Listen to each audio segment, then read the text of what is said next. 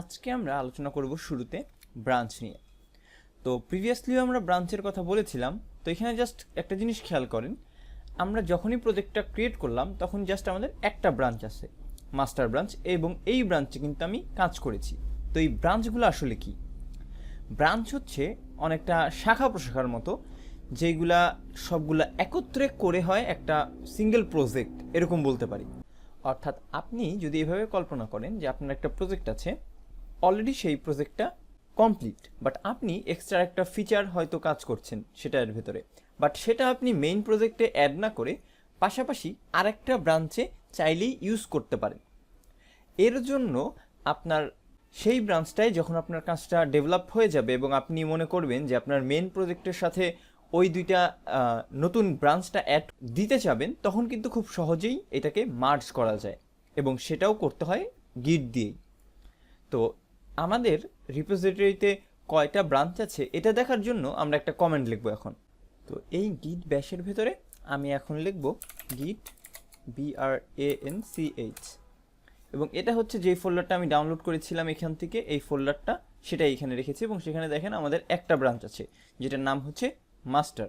তো এখন যদি আপনি চান নতুন আরেকটা ব্রাঞ্চ ক্রিয়েট করবেন, তখন আপনাকে লিখতে হবে গিট ব্রাঞ্চ, এবং এরপরে যেই না, আমি এখানে একটু স্পেলিং মিস্টেক করেছি, যেই এরপরে লিখতে হবে আপনি যেই নামটা দিতে চান আপনার ব্রাঞ্চের, সেটা আমি নাম দিচ্ছি নিউ ব্রাঞ্চ। এবং এখন যদি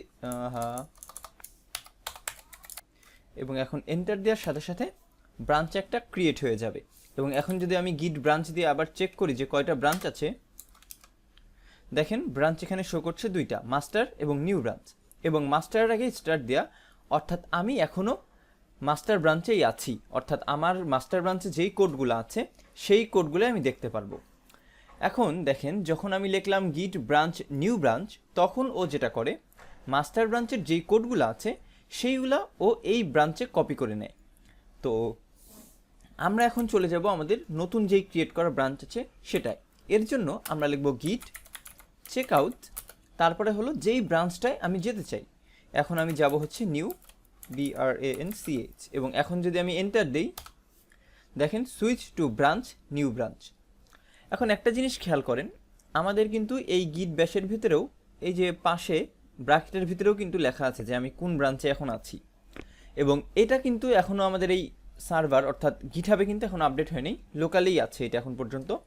তো এখন যদি আমি আমার ফাইলে যাই, দেখেন আগের যেই ফাইলটা ছিল সেই ফাইলটাই কিন্তু আছে, ঠিক আছে।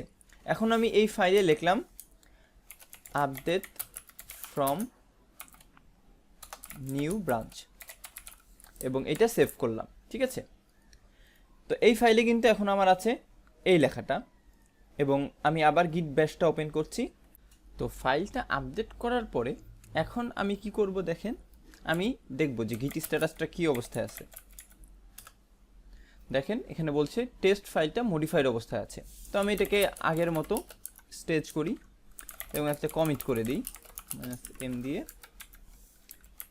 Updated from new branch. আচ্ছা, এখন এন্টার দিয়ে দিলাম। এবং এটা করার পরে আমি যদি চাই যে এটাকে আমি পুশ করে দেব আমার সার্ভারে, এর জন্য আমি এখানে লিখব গিট পুশ অরিজিন। এখন দেখেন আমরা কিন্তু আর মাস্টারে পুশ করছি না, আমরা পুশ করছি নিউ ব্রাঞ্চে। তার জন্য লিখব ব্রাঞ্চ, এবং এটা যেই আমি লিখব একটু টাইম নেবে। এখন দেখেন এটা আপডেট হয়ে গিয়েছে, এবং আমি আমার সার্ভারে না যেয়ে আমি এখানে এটা একটু ক্লিয়ার করে নিই, এবং এখন আমি আবার চেক আউট করবো আমার মাস্টার ব্রাঞ্চে। দেখেন সুইচ টু মাস্টার। এখন একটা মজার জিনিস দেখেন, এই ফাইলটাই কিন্তু একটু আগে আমি একটা আপডেট করেছিলাম, তাই না? তো এখন যদি এখানে আমি প্রবেশ করি, দেখেন নিচের যে লাইনটা ছিল ওইটা কিন্তু নাই। তো এটা কই গেল? এটা কিন্তু আছে এখানেই, বাট আছে অন্য আরেকটা ব্রাঞ্চে। আমি যদি আবার চেক আউট করি,